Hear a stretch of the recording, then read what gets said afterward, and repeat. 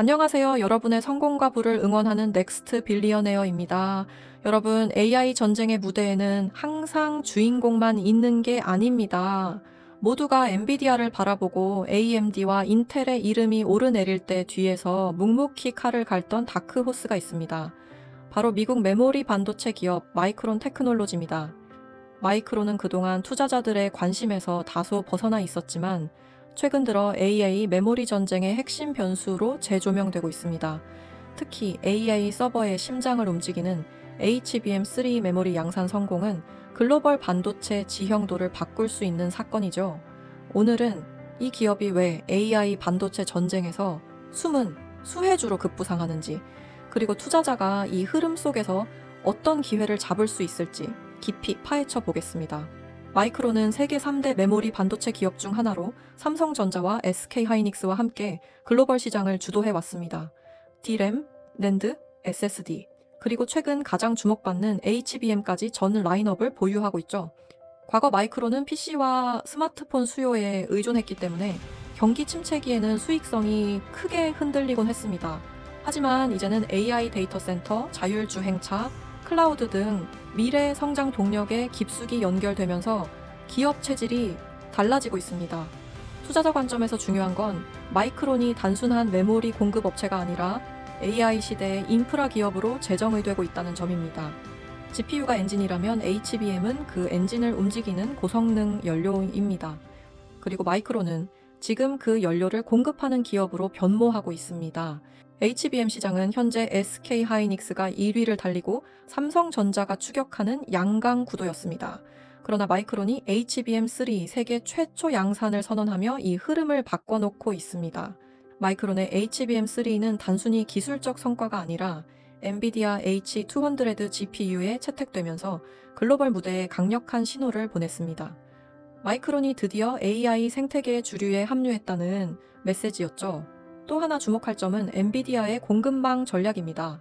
하이닉스 의존도를 줄이고 공급선을 다변화하려는 엔비디아에게 마이크론은 최적의 파트너입니다. 이 협력 구조가 굳어진다면 마이크론은 단숨에 시장 점유율을 확대할 수 있습니다. 더 나아가 미국 정부가 반도체 공급망을 자국 중심으로 재편하려는 상황에서 마이크론의 미국 기업 정체성은 지정학적 수혜를 강화합니다. 한국과 대만 중심의 메모리 시장에서 미국 내 생산 능력을 키우는 마이크론은 정부 지원과 보조금의 최대 수혜자가 될 가능성이 큽니다. AI 반도체 시장은 GPU 중심으로 주목받지만 실제 병목 현상은 메모리에서 발생합니다. 대규모 AI 모델은 수천억 개의 파라미터를 빠르게 불러오고 저장해야 하는데 이를 담당하는 것이 바로 HBM입니다. GPU가 아무리 강력해도 메모리가 데이터를 제때 공급하지 못하면 성능은 반토막 나버립니다. 따라서 메모리와 GPU의 균형이 AI 성능의 진짜 관건이 되는 것이죠. 투자자 입장에서 놓쳐선 안 될 포인트가 있습니다. GPU는 사실상 엔비디아, AMD, 인텔 같은 몇몇 기업이 독점하지만 메모리 역시 공급사가 단 3곳뿐이라는 점입니다. 삼성, SK하이닉스, 마이크론. 이 말은 AI 시대의 메모리 시장은 좁은 슈퍼 올리고폴리라는 뜻이죠. 특히 마이크론은 메모리 업황 침체로 저평가된 상태에서 AI 전환을 맞이하고 있어 업사이드 포텐셜이 가장 큰 플레이어로 평가됩니다. AI 전환기에서 후발주자가 오히려 더 폭발적으로 성장하는 케이스가 될 수 있는 겁니다. 마이크론의 주가는 최근 몇 년간 메모리 사이클의 희생양이었습니다. 스마트폰과 PC 수요 부진, 공급 과잉, 중국 제재 리스크까지 겹치며 한동안 침체기를 겪었죠. 그러나 2023년 말부터 주가는 바닥을 찍고 반등을 시작했고 2024년에서 2025년 들어서는 본격적인 랠리에 올라탔습니다.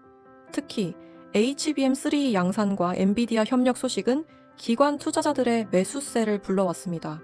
PER 기준으로는 여전히 엔비디아나 AMD 같은 GPU 대장주에 비해 낮고 이는 곧 상대적 저평가 매력으로 이어집니다. 또한 미국 정부가 반도체법, 칩스 액트를 통해 대규모 보조금을 지급하는 과정에서 미국 기업인 마이크론은 정책 수혜를 가장 직접적으로 받을 기업 중 하나입니다. 지정학적으로도 미국 내 메모리 기업은 마이크론이 유일하기 때문에 전략적 가치는 더욱 커질 수밖에 없습니다. 물론 장밋빛 전망만 있는 것은 아닙니다. HBM 시장에서는 이미 하이닉스가 기술 점유율 측면에서 한 발 앞서 있고 삼성 역시 방역에 나서고 있습니다. 공급 과잉이 발생할 경우 가격 하락 압박은 피하기 어렵습니다. 또한 메모리 산업 특성상 업황이 꺾이면 실적 변동성이 매우 큽니다. 주가 역시 사이클에 따라 급등락을 반복해 왔습니다. 여기에 중국 의존도가 여전히 존재하기 때문에 미중 갈등이 심화될 경우 리스크로 작용할 수 있습니다. 다만 반대로 본다면 미국 정부의 보호와 보조금, 중국 규제 속 공급 다변화 움직임은 오히려 마이크론에게 지정학적 수혜를 가져올 수도 있습니다. 한국, 대만 중심의 공급망에서 미국 중심으로 옮겨가는 추세 속에서 마이크론의 존재감은 더 커질 수 있습니다. 이제 핵심을 정리해 보겠습니다. AI 시대의 메모리 수요의 폭발은 피할 수 없는 거대한 흐름입니다. GPU가 아무리 강력해도 데이터를 제때 공급해주는 메모리가 받쳐주지 않으면 성능은 한계에 부딪힐 수밖에 없습니다.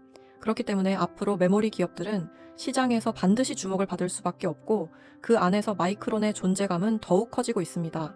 특히 마이크론은 세계 최초로 HBM3 양산에 성공했고 엔비디아의 공급망에 합류하면서 글로벌 AI 반도체 생태계 안에서 중요한 자리를 차지하기 시작했습니다. 이는 단순한 기술적 성과를 넘어 이제 마이크론이 주류 무대로 진입했다는 강력한 신호라고 볼 수 있습니다. 여전히 삼성과 하이닉스에 비해 저평가 구간에 머물러 있다는 점도 투자자에게는 의미가 큽니다. 시장이 커질수록 상대적으로 더 큰 상승 여력을 가진 기업이 바로 마이크론이 될 가능성이 높기 때문입니다. 여기에 지정학적 환경도 마이크론에게는 호재로 작용합니다. 미중 갈등이 격화될수록 미국 정부의 보조금과 정책 지원은 자국 기업인 마이크론으로 흘러들 가능성이 크고 이는 한국과 대만 기업들이 가지지 못한 독보적인 장점이라 할 수 있습니다. 물론 메모리 사이클 특유의 리스크는 피할 수 없습니다. 수요가 꺾이는 순간 변동성이 커질 수 있기 때문에 투자 전략은 단기 차익보다는 분할 매수와 중장기 보유가 더 적합합니다. 결국 마이크론은 엔비디아처럼 화려하게 시장을 이끄는 주도주는 아니지만 AI 반도체 시대의 숨은 다크호스라는 표현이 가장 잘 어울리는 기업입니다. 지금은 아직 스포트라이트가 덜 비치고 있지만 몇 년 뒤 되돌아본다면 그때 마이크론을 잡았어야 했다는 말이 나올지도 모릅니다. 투자에서 가장 큰 보상은 바로 이렇게 아직 조명이 닿지 않았을 때 과감하게 선택한 사람들에게 돌아가는 법이니까요. 여러분, 주식시장은 보통 화려한 주인공이 잘 주목받지만 진짜 돈은 종종 뒤에서 방역을 준비하던 다크호스에게서 나옵니다. AI 반도체 전쟁의 숨은 주인공 마이크론, 과연 이 기업이 엔비디아와 함께 AI 생태계의 핵심을 차지할 수 있을까요? 여러분의 생각은 어떠신지 댓글로 남겨주세요. 오늘의 영상이 도움이 되셨나요? 구독과 좋아요는 더 좋은 컨텐츠를 만드는 힘이 됩니다. 함께 넥스트 빌리어네어가 되어보도록 해요. 다음 영상에서 또 다른 유익한 주제로 여러분의 부와 성장을 위한 이야기를 이어가겠습니다. 감사합니다.